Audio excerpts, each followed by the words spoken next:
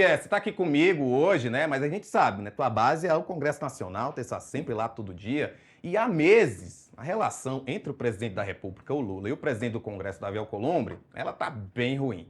Explica pra gente como é que esse relacionamento foi se deteriorando e em que pé ele tá. Olha, Rafael, a gente lembra, vamos para o início dessa história, né? Que tudo começou a se desviar ali, né? Estragar um pouco essa relação quando o presidente Lula decidiu de fato indicar Jorge Messias para ocupar uma cadeira no Supremo Tribunal Federal, a cadeira que foi deixada pelo ex-ministro Luiz Roberto Barroso, que decidiu se aposentar antecipadamente, né?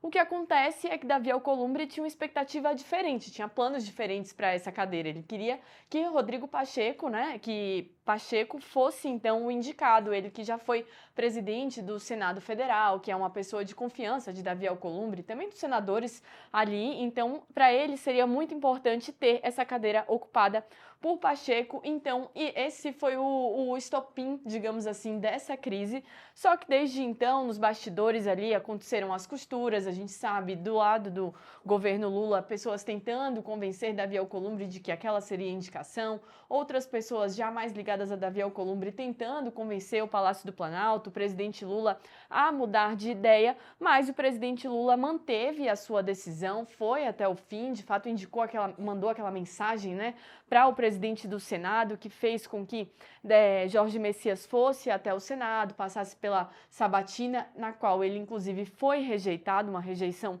histórica, e desde então, por conta dessa resistência, né, a diferença aí dessa opinião em relação a quem ocuparia essa cadeira no Supremo Tribunal Federal, essa relação foi se deteriorando. E aí a gente viu essa consequência desse estranhamento, digamos assim, entre os poderes, né? Em alguns pontos, principalmente por conta de alguns projetos que a gente vê que estão parados lá no Senado Federal, né? Estão um pouco travados. A gente vem discutindo aqui, você sempre me pergunta, né? O lado do Senado, do Congresso, falando sobre o andamento da PEC 6 por 1, que a gente não tem previsão, pelo menos por enquanto, né, de que esse projeto vai ser encaminhado, pelo menos por conta do recesso parlamentar, que já começa agora dia 18, na próxima semana. Então, por conta disso, a gente vê a consequência também desse desentendimento entre o presidente Lula e o presidente do Senado, Davi Alcolumbre, impactando nesses projetos. A própria PEC da Segurança Pública também, né, que não teve um andamento desde que foi aprovada lá na Câmara dos Deputados. Então, o estopim, a gente lembra, né, tem um início lá atrás, foi essa questão do Supremo Tribunal Federal e, por enquanto, está assim, com esses projetos parados lá no Senado. Tá bem complicado, né? É, pois é. E, bom, a gente vai continuar falando dessa relação, né, de altos e baixos, mas agora também com um convidado, com o cientista político Elias Tavares, que vai então explicar um pouquinho. Boa tarde, Elias, obrigada por estar aqui com a gente, um pouco mais desse estranhamento que acontece então entre o presidente Lula e o presidente Davi Alcolumbre. Queria que você começasse comentando, né, sobre a origem desse desentendimento, se isso é algo normal do seu ponto de vista, né? Se esse desentendimento em relação a quem vai ocupar o Supremo Tribunal Federal é um desentendimento legítimo ou se isso é um pouco estranho em relação ao que a gente já observou no passado. Olá, Camila. É um prazer estar aqui juntamente com você, o Rafael, uma honra. Bom, para a gente começar a falar do Senado, eu acho mais interessante a gente começar dizendo que o nosso Congresso, né, o Senado, a Câmara, hoje detém muita força, né, detém muito poder. Então, um presidente do Senado, um presidente da Câmara, uma pessoa, né, uma pessoa que detém um mandato com muito poder dentro do nosso país. E principalmente porque, depois de alguns anos, o governo ele foi perdendo a certa flexibilidade que ele tinha com o Congresso. Né? A gente sempre ouviu falar da questão do toma lá da cá, mas com o advento das emendas parlamentares ao longo dos anos tomando conta ali, ficando uma coisa muito mais de livre provimento desses parlamentares, o governo foi começando a ter uma espécie de dificuldade de se comunicar com o Congresso Nacional, com o Senado, com a Câmara dos Deputados, né? E isso tem gerado aí uma certa dificuldade e também essa relação ela acaba esquentando muito, né? E eu entendo também que a questão da polarização do nosso país é um advento também que traz essa questão deixando ela muito mais marcante, né? Porque hoje é muito mais tranquilo e muito mais confortável para um parlamentar ser do famoso Centrão, né? Que é de onde justamente Davi Alcolumbre pertence, né? Ao mesmo tempo em que vai chegando ali o momento eleitoral, ou seja, mas de quem tem mais prejuízo? É o Lula ou é o Davi Alcolumbre? No meu ponto de vista, num momento geral de discussão de 6 por 1, dessas questões de indicação do Senado, mostra que a fragilidade maior hoje é do governo, né? Uma vez que, além de tudo, né, o Davi Alcolumbre ele não está preocupado com o processo eleitoral desse ano. E o Lula, sim. Então, o Lula ele tem o interesse das pautas avançar para ele tirar o proveito político. E quando a gente fala novamente centrão, o União Brasil hoje, muito provavelmente, né, a federação agora, né, a PP e União, muito provavelmente deve ser um ambiente político ali que vai deixar livre os seus líderes para apoiar qualquer quem eles bem entenderem, né? Não enxergo hoje a União indo para o lado do Lula ou indo para o lado do Bolsonaro, mas eu entendo muito mais que eles estão hoje no momento de conforto, né? Principalmente da Davi Alcolumbre, que já pode começar a pensar na sucessão da sua cadeira, enfim, né? São elementos e são formas diferentes de dificuldades que tem, mas hoje o governo tem uma dificuldade muito maior, né? Primeiro porque o eleitor ele acaba identificando uma falha de comunicação muito mais do governo, né? O governo não tem condições de aprovar, de avançar, fica carimbado que é o governo. E se o governo fala, não, mas a gente não faz isso por conta do Senado, também mostra uma fragilidade do governo por essa falta de interlocução. Elias, o Davi Alcolumbre, ele está numa situação confortável esse ano porque ele não vai ser candidato. Afinal, o mandato dele vai até 2031. Então, ele está ali numa posição mais de boa, digamos assim. Diante desse fato, você acredita que esse posicionamento de Davi Alcolumbre, mais combativo em relação ao governo, pode favorecê-lo de alguma forma nesse período aí que antecede a eleição, para que ele, caso Lula vença ou mesmo Flávio Bolsonaro vença, ele volte mais forte ano que vem? Olá, pessoal, eu perdi um pouquinho a conexão, vou precisar que vocês me perguntem novamente, Não, desculpa, claro, viu? não, que é isso. Eu tava falando que o Davi Alcolumbre está numa situação confortável porque o mandato dele vai até 2031, então ele não vai ser candidato esse ano. E aí eu queria saber de você se esse posicionamento mais contrário, mais combativo ao governo que ele está tendo ultimamente, pode ser vantajoso para o ano que vem. Principalmente diante do fato de que, pelo menos do que as pesquisas indicam, o presidente Lula, né, tá com mais chance de ser reeleito do que o Flávio Bolsonaro de ser eleito. Ó, a avaliação que eu faço nesse momento, ela depende justamente da reforma que a gente vai ter no Senado esse ano, né, Rafa? Então você tem aí uma condição de 2/3 do Senado ser agora, né, que está para ser reeleito ou ser novos senadores eleitos.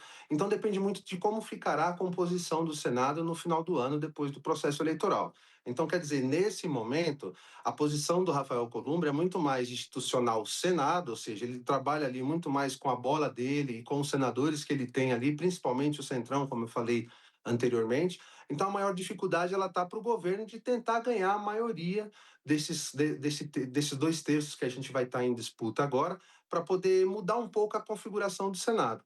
Afinal de contas, se essa configuração ela mudar pouco, o poder do Alcolumbre ele continua igual e o governo vai ter que se sentar à mesa, vai ter que fazer concessões para ele, vai ter que pagar essa conta, como bem colocado aqui, né, sobre a questão da indicação que existia um interesse maior ali do Senado, né? Então, quer dizer, depende nesse momento, hoje a situação ela é mais confortável para o Alcolumbre por todas essas questões do que para o governo, né? Agora, a configuração de como estará depois de outubro o Senado, aí a gente pode entender que pode começar a mudar um pouquinho, mas por hora eu acho que não. E a posição do Alcolumbre ela é muito mais confortável que a do governo, né?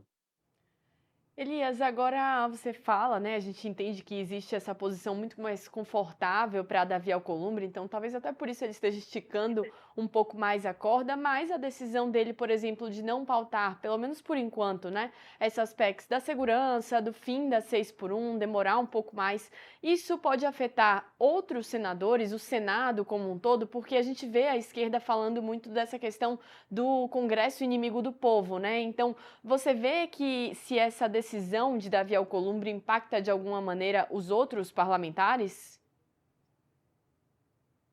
Olha, Camila, é assim, eu entendo que não, pelo simples fato, né, de que o Senado ele é um poder paralelo e com muito poder, inclusive, né? Óbvio que de repente, colocando isso, o governo responsabilizando o Senado por essas pautas não se evoluir, No eleitor, a questão é muito mais, poxa, mas o governo não conseguiu negociar no Senado, o eleitor ele não acompanha tanto, né, como é que está se votando no Senado, como é que é o comportamento do Senado.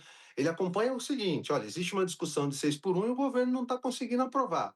Então, o prejuízo ele acaba ficando muito mais para o governo do que para a oposição. Agora, falando do processo eleitoral como um todo, a situação para o Davi ela é confortável também pelo simples fato dele ser do Centrão. Então, quer dizer, se a gente tiver um novo mandatário o ano que vem, ele se vai se reorganizar e ele até talvez essa travada que ele vai dando ao longo do tempo, né, ao longo desse processo, isso pode inclusive ser beneficiário ali para o lado da direita, né? Falar, olha, o Davi ele travou essa pauta e isso trouxe um benefício para a gente, né? Ao mesmo tempo que passando o processo e o Lula tendo a chance de uma possibilidade de um quarto mandato, existe também uma reorganização de falar, não, calma, agora a gente tem mais 4 anos pela frente, vamos trabalhar em conjunto.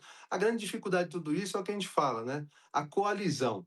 Está cada dia mais difícil governar esse país, está cada dia mais difícil ser presidente da República. Né? Então, com essa coalizão, independente do campo político que ganhar a eleição, o Davi Alcolumbre consegue se reorganizar e reorganizar a rota junto com seus pares ali. Elias, você tocou para mim num ponto muito importante, porque matérias recentes do portal Metrópolis.com têm mostrado que o Lula tem evitado Davi Alcolumbre, não quer encontrar com ele, quando estão em eventos, ele tenta ir cada um para o seu lado. E eu me pergunto, você acha que o Lula tem que ter um posicionamento diferente nesse momento? Tem que realmente buscar mais Davi Alcolumbre? Ou, de fato, caso ele faça essa busca mais direta, isso pode demonstrar uma fraqueza política diante desse momento aí de eleição? Não, a minha avaliação hoje, né, o presidente Lula precisaria, de alguma forma, de trazer Davi Alcolumbre à mesa, né, seja ali, o Lula sempre fez isso muito bem, né, ele perdeu agora nesse último mandato essa questão justamente de articular, o Lula sempre foi um presidente, né, que sempre dialogou bem com o presidente do Senado, com o presidente da Câmara, é uma característica própria do presidente Lula, tanto que, né, depois quando veio a Dilma, teve essa dificuldade escancarada de articulação, enfim. Depois veio o Bolsonaro, que acabou entendendo que ali a melhor forma de falar com o governo era colocando de fato as emendas, enfim. Depois o país ficou mais ingovernável do que tudo, né? Então, nesse momento, a grande questão seria o Lula conseguir uma interlocução maior, ou seja, num ponto de vista político, chamar o Columbre para uma conversa, entender quais são as condições, ou seja, o que é que ele quer, né? Enfim, ele fala, né, claramente que algumas coisas justamente cabe ao presidente do Senado, enfim, coloca ali como o dono da bola e de certa forma hoje é o dono da bola, né? Ele depende dele as pautas avançarem ou não avançarem. Então, nesse momento, para o governo mostrar, né, inclusive, talvez uma certa autoridade ou uma certa negociação, seria escancarar mesmo um convite para o Alcolumbre e colocar na conta dele. Falar, se ele não aceitar o convite, é justamente por conta dele, porque o governo está aqui à disposição para conversar, dialogar, entender quais são as pautas de interesse do grupo de Davi Alcolumbre, ou o que o Davi Alcolumbre entende que seja prioritário para uma negociação. Política é a arte do convencimento, é a arte do diálogo, né? Está faltando um pouquinho disso por parte do governo. E com as mudanças recentes, Elias, queria a sua opinião em relação à chegada, né, da Tereza Leitão para a liderança do governo no Senado e também do Camilo Santana para a liderança do PT. Você enxerga que existe espaço, talvez, para que eles consigam ajustar um pouco mais essa relação ou também por conta da falta de tempo já não dá muito mais para esse mandato? Como que você enxerga isso? Eu acho que isso já está começando a se tornar águas passadas, né? A nova líder do governo é um perfil interessante, né? Uma senadora respeitada, ligada à área da educação. Agora, política é convencimento, como falei anteriormente, política é diálogo. Então, eu não consigo enxergar na senadora, infelizmente, inclusive, né? A pessoa que faça esse papel de interlocução, de ir em cada gabinete, do convencimento. Tanto ela quanto o novo presidente ali é muito mais para vender uma peça, né, assim, não dizendo da capacidade da senadora, mas o perfil que se espera de um líder de governo não é muito bem, não é necessariamente o perfil que a senadora possui, né? Então, hoje é muito mais para poder dizer, olha, a gente colocou uma mulher nordestina ligada à área da educação, colocou uma boa figura, uma boa pessoa, mas a gente sabe muito bem que nos corredores do Senado a questão é outra, né? Ela é muito mais pragmática, ela é muito mais do senador que tenha condições de dialogar, principalmente com a oposição e principalmente com o Centrão. Hoje não tem esse perfil, né? O Jacques Wagner é evidente que tinha um perfil muito mais próximo disso, um líder já conhecido do PT, que tinha e exercia muito bem esse papel, né? Mas que foi arrastado aí para essa outra questão, que está todo mundo sendo arrastado, e aí sobrou aí para senadora que, do meu ponto de vista, não tem essa condição de articulação e de conseguir reverter algumas questões no Senado. Não consigo enxergar dessa forma, Camila.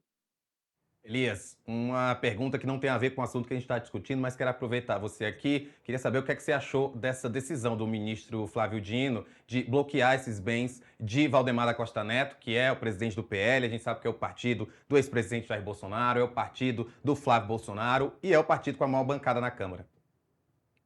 Olha, vamos lá, né? Acho que a gente tem que colocar em duas caixinhas diferentes essa questão, né? É evidente que é um caso que se mostra grave, é evidente que é alguma questão ali que a gente precisa entender se de fato é uma ação técnica ou se é uma ação política.